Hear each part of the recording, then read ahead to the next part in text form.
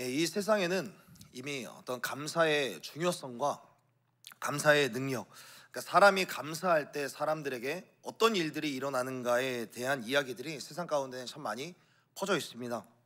심리학 교수들과 그리고 뇌과학자들, 심지어 의사들까지도 이 감사의 고백을 하는 것, 어떤 제목이 없어도 감사의 고백을 하는 것이 실제로 우리 뇌가 느끼는 그런 행복감에 대하여서 밀접한 관련이 있다.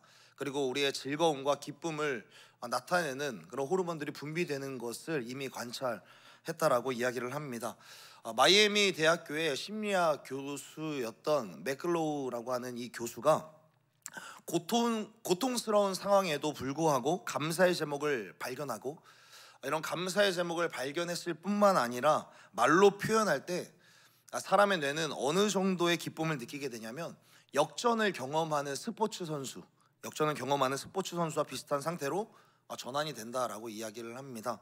그러니까 취업을 열심히 준비를 했는데 이 취업에 통과하게 되는 그런 상황과 같은 역전과 전환의 상태에 이르게 된다라고 이야기를 하게 됩니다. 그래서 이 역전을 경험한 스포츠 선수들에게는 어떤 일이 일어나냐면 실제로 체력이 높아지게 되고 두려움을 극복하게 되는 역경 극복 지수가 현저하게 높아지는 것을 관찰할 수 있다라고 이야기를 합니다. 로버트 에먼스라고 하는 이 교수는 이와 관련해서 하나의 연구를 진행하게 되었는데, 사람들에게 감정이나 상황에 상관없이 그냥 영혼이 없어도 감사에 대한 말을 하거나 감사에 대한 글을 쓰라고 훈련을 시켰는데, 그냥 시킨 겁니다. 그냥 써보라고 시켰는데 일주일 평균 1시간 반 정도의 운동 능력이 향상이 되었고, 그리고 실험 전에 비하여서 자신의 인생에 대한 만족감이 올라갔다라는 그런 연구 결과를 발표하게 되었습니다. 그래서 영민권, 서양이나 이제 미국권으로 가면 갈수록 이런 감사에 대한 논문이 많이 있게 되고, 감사의 고백에 대한 그런 연구가 굉장히 많이 진행되고 있다는 것을 확인할 수 있습니다. 그런데 사실 이런 영미권에서는 이런 감사에 대한 이야기들이 많이 있기 훨씬 전부터 우리의 지침서가 되는 이 성경은 뇌과학자들, 심리학자들, 그리고 의사들이 이 감사에 대해서 주목하기 훨씬 전부터 성경은 우리들 가운데 늘 언급해 왔던 것이 있습니다. 너희들은 항상 기뻐해야 된다. 범사에 감사해야 한다. 감사함으로 하나님을 찬양해라 라고 성경은 이미 훨씬 오래 전부터 우리 가운데 말씀하고 있었습니다. 언제 어디서나 무슨 일이 있어도 늘 감사해야 되고 일관되게 감사에 대해서 말해야 한다라고 언급을 하고 있습니다. 그렇다면 사랑하는 여러분들은 하루를 살아가면서 얼마나 감사를 고백하고 있으십니까? 오늘 우리 시편 106편의 이 시편 기자는 이러한 구절로 찬양을 시작을 하고 있습니다. 우리 1절의 말씀을 함께 읽어봤으면 좋겠습니다. 함께 읽겠습니다. 시작. 할렐루야. 여호와께 감사하라. 그는 선하시며 그 인자하심이 영원함이로다. 아멘. 오늘 하루를 살아가는 동안에 할렐루야, 하나님께 감사하라라고 외치는 저와 여러분이 되기를 간절히 소원하고 축복합니다. 그렇다면 이 구절을 보기만 한다면 이 시편 기자는 감사할 만한 일이 있기 때문에 감사함과 어떤 즐거움, 그런 일들이 있기 때문에 하나님을 찬양하는가, 그렇지는 않은 것을 우리들은 4절과 5절을 통해서 우리들은 간접적으로 좀 확인할 수 있습니다. 4절과 5절의 말씀도 우리 다시 한번 좀 읽어봤으면 좋겠는데요. 우리 4절과 5절 말씀 함께 읽겠습니다. 시작. 여호와여, 주의 백성에게 베푸시는 은혜로 나를 기억하시며 돌보사 내가 주의 택하신 자가 형통함을 보고 주의 나라의 기쁨을 나누어 가지게 하사 주의 유산을 자랑하게 하소서. 아멘. 그러니까 주의 은혜로 나를 기억하시고 구원해 주십시오. 그러니까 내가 지금 현재 구원이 좀 필요하고 내게 기쁨이 좀 필요한 상태입니다 라고 하나님께 호소를 하고 있습니다. 그리고 지금은 아무것도 없는 빈털터리와도 같지만 내가 그 주의 유산, 주의 기업을 받고 이것을 사람들에게 자랑할 수 있는 수준까지 하나님 나를 좀 끌어올려 주셔야만 합니다 라고 이야기를 하고 있는 겁니다. 그렇기 때문에 지금 시편 기자는 감사할 만하기 때문에 하나님을 감사하라라고 스스로 또 사람들에게 선포하는 것이 아니라, 그렇지 않음에도 불구하고 지금 감사를 선포하고 있는 것을 우리들은 확인할 수 있습니다. 그렇다면 이 시편 기자는 지금 어떤 상황에 놓여져 있는가? 우리가 읽지는 않았지만 41절과 46절에 보면은 이 시편 기자는 지금 바벨론 포로 상황 가운데 놓여져 있다라는 사실, 바벨론 포로 가운데 끌려가서 신앙의 순수성과 또 민족의 순결성을 잃어버리고 이방 민족으로부터 냉대와 핍박을 피할 수 없는 그런 상황 가운데 놓여져 있음에도 불구하고 지금 하나님을 찬양하고 하나님께 감사를 외치고 있다라는 사실을 확인할 수 있게 됩니다. 그러니까 앞으로 나아가고 싶지만 지금 바벨론의 포로가 되어서 제약이 되어 있는 그런 시간 안에 있고, 또 뒤로는 물러설 수 없는, 이미 포로로 끌려왔기 때문에 앞뒤가 꽉 막혀버린 시간 안에 갇혀있는 자신의 처지 속에서도 지금 시편 기자는 무엇을 노래하고 있는가? 여호와께 감사해야 된다, 하나님께 감사함으로 찬양을 하고 있음을 우리들은 확인하게 됩니다. 이 시편 기자는 이 상황 속에서 바벨론 포로가 되었는데도 불구하고 어떻게 하나님의 선하심과 인자하심이 영원하다고 그는 어떻게 고백을 할 수 있는가? 그가 찬양할 수 있는 이유가 무엇인가? 그가 6절 이하에서 이것 때문에 하나님께 여전히 감사할 수 있다라고 고백을 하고 있습니다. 6절 이하에 보면 그는 왜 하나님께 감사할 수 있는가? 홍해에서 베푸신, 우리 이스라엘 민족 가운데 베푸신 구원의 은혜가 있기 때문에 하나님께 감사할 수 있다라고 그는 이야기를 하고 있습니다. 주의 구원하신 그 은혜가 이미 우리 가운데 보여졌고, 지난 그 은혜를 내가 생각해 보니까 지난 시간 가운데 은혜를 베푸신 그 하나님이, 구원의 은혜를 베푸신 그 하나님이 오늘날에도 그 구원의 은혜를 베푸실 하나님이심을 내가 믿기 때문에 하나님께 감사한다라고 그는 고백을 하고 있는 것이죠. 앞으로는 홍해가, 뒤로는 애굽의 군대가 샌드위치처럼 끼어서 진퇴양난을 겪었었던 그 시절과 지금 현재 바벨론의 포로가 되어서 앞으로도 소망이 없고 뒤로는 물러설 곳이 없는 지금의 시간들이 너무나도 비슷하게 느껴지는데, 지난 시간 홍해에서 베푸신 하나님의 구원의 은혜를 떠올려 보니까 감사할 수 있게 되더라는 것이죠.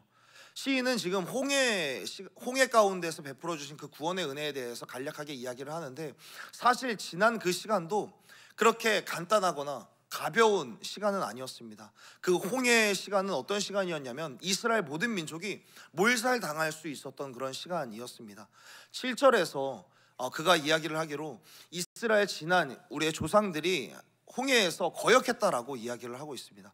그들이 거역했다라는 것이 믿음이 없어서 거역을 했을 수도 있지만, 그러나 그들도 우리가 인간적으로 생각해 보면 충분히 거역할 수밖에 없었던 그러한 시간이었습니다. 왜냐하면 당연히 앞에는 홍해가 가로막고 있고 뒤에는 애굽의 군대가 쫓아오고 있었고, 애굽의 군대는 보이는 그 군대 너머로 지난 시간 동안 노예의 시간으로 살아갔었던 그 두려움까지도 그들을 엄습하고 있었기 때문에 그들은 당연히 홍해에서 어떤 것도 생각을 하지 못할 만큼, 하나님을 바라볼 수 없을 만큼 두려움이라는 이 안개가 그들을 가리고 있었습니다.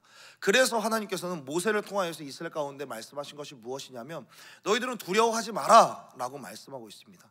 여러분, 우리들은 두려움이라고 하는 이 안대를 끼고 있으면 하나님의 일을 보지 못하게 됩니다. 하나님을 향한 영적인 감각들을 다 잃어버리게 되고 하나님의 음성을 들을 수조차 없게 되어지게 되죠. 그래서 하나님께서는 모세를 통하여서 무엇을 말씀하냐면, 너희들은 두려워하지 마라. 너희들이 두려운 상황에 이르면 내가 일하는 것도 보지 못하게 되고 내 음성도 들을 수 없게 되니까 반드시 너희들은 이 두려움의 안대를 벗어라 라고 하나님께서 말씀하게 되시는 거죠. 그래서 하나님께서는 두려움의 안대를 벗고 나서 내가 일하는 것을 보라 라고 이야기를 하셨을 때, 하나님께서는 이 홍해 가운데서 그들이 두려워하고 있는 그 애국 군대를 하나도 남김없이 다 수장시켜 주셨습니다. 애굽을 두려워하던 그 이스라엘에게 이스라엘을 뒤덮고 있었던 그 두려움보다 훨씬 더 크신 하나님을 보여주심으로 하나님만을 바라보도록 하나님께서 역사해 주셨던 것이죠. 결국 이러한 사실이 우리 가운데 보여주는 것이 무엇인가? 하나님의 그 구원 사역, 하나님께서 한번 시작하신 그 구원 사역에는 결코 실패가 없다라는 것을 보여주고 있는 겁니다. 하나님이 시작하신 구원 사역은 중도에 그만하시거나 실패하시거나 유야무야 되는 것이 아니라는 것이죠. 106편 전체를 살펴보아도 하나님의 구원 사역을 방해하는 여러 가지 요소와 사람들의 악함에 대해서 이야기를 하고 있습니다. 그럼에도 불구하고 하나님께서는 반드시 구원할 자를 구원해내고야만은 하나님의 구원에 대한 완전함에 대해서 시편 106편은 끊임없이 고백을 하고 있는 겁니다. 마라의 물사건, 호렙산에서의 송아지 숭배, 그리고 가나안 땅에서 정탐을 했을 때 믿음으로 고백하는 자들과 믿음이 없이 고백하는 자들, 그리고 가나안 족속들과의 동행, 가나안 땅에 들어갔을 때의 우상 숭배, 여러 가지의 사람들의 악함이 있다고 할지라도 하나님의 구원 사역은 여전히 흘러왔었다라고 고백을 하는 것이 시편 106편의 내용입니다.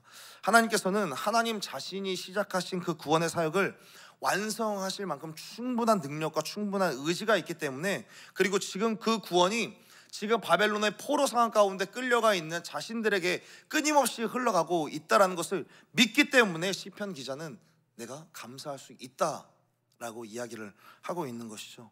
사랑하는 여러분, 서두에서 말씀드렸다시피 감정에 상관없이 어떤 이유 없이 감사를 외쳐도 우리의 삶에는 변화가 있을 것입니다. 그러나 우리에게는 분명한 감사의 이유 없이 감사하는 것이 아니라 감사할 만한 이유가, 감사할 만한 제목이 분명히 우리 가운데 놓여져 있기 때문에 우리들은 감사해야 될 줄로 믿습니다. 지난날 베푸신 하나님의 은혜가 있고요, 지난 8월 한 달 동안 베푸신 은혜가 있고요, 우리 교회 가운데 베풀어 주신, 다음 세대 가운데 베풀어 주신 그 은혜가 있습니다. 2024년도 여기까지 인도해 주신 하나님의 은혜가 지금도 우리 가운데 흐르고 있기 때문에 우리는 오늘도 감사를 외칠 수 있어야 하는 줄로 믿습니다. 그렇기 때문에 오늘의 시간, 오늘의 하루를 살아가면서 우리가 때로는 홍해와 같이 포로로 끌려간 것만 같이 두려운 상황, 불안한 상황, 그리고 원망과 불평이 나올 만한 그런 상황, 도무지 감사할 수 없는 것만 같은 그런 상황이 있을지 모르겠습니다. 그러나 홍해 앞에서 있었던 이스라엘처럼, 포로로 끌려가 있었던 이스라엘처럼, 그들을 홍해를 가르치고 그들을 인도해 주실 거라는 건 이스라엘 백성들은 몰랐죠. 하나님께서 알려주시지 않았기 때문에.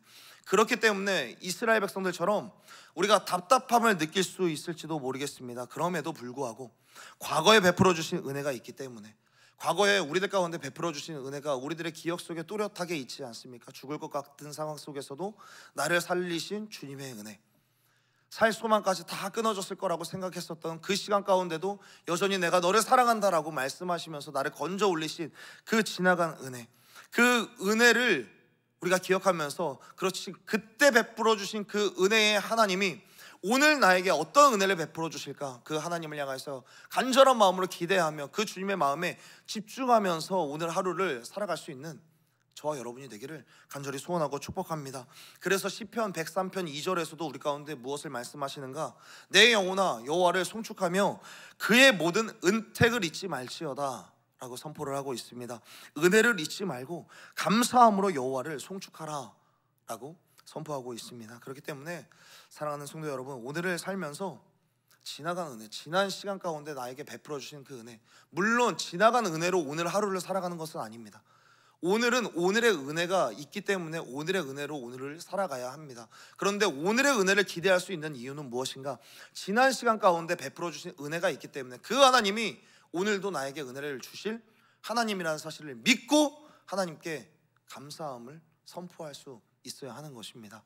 사랑하는 여러분, 그렇기 때문에 오늘을 살면서 오늘 또한 나에게 은혜를 베풀어 주실 그 하나님을 믿고 감사를 선포하는 저와 여러분이 되기를 간절히 소원하고 축복합니다. 원망과 불평을 늘어놓았었던 이스라엘 백성들은 불평하면서, 그리고 원망하면서 무엇을 보지 못했는가? 자신들에게 여전히 하나님의 임재, 하나님의 현현의 증거였던 구름 기둥과 불 기둥이 있으면서도 불구하고 그 하나님의 기적을 바라보지 못했습니다. 여러분, 원망과 불평이라는 것은 존재하는 기적마저 바라보지 못하게 하는 힘이 있습니다. 여러분, 여기에 우리의 눈, 우리의 영혼이 가려워지는 것이 아니라 이러한 원망과 불평을 그치고 실패 없이 구원을 이루시는 하나님의 은혜에 감사함으로 하나님을 찬양할 수 있는 저와 여러분이 되기를 간절히 소원하고 축복합니다. 그래서 오늘 하루를 살아가는 동안에 8월 한 달 동안에 베푸신 은혜를 기억하면서 감사로 하루를 물들여 가시는 저와 여러분이 되기를 간절히 소원하고 축복합니다. 그래서 내 입술의 모든 말과 나의 마음의 묵상이 오직 감사로 가득 채워져서 하나님을 기쁘시게 찬양하는 저와 여러분이 되기를 간절히 소원하고 축복합니다. 함께 기도하겠습니다.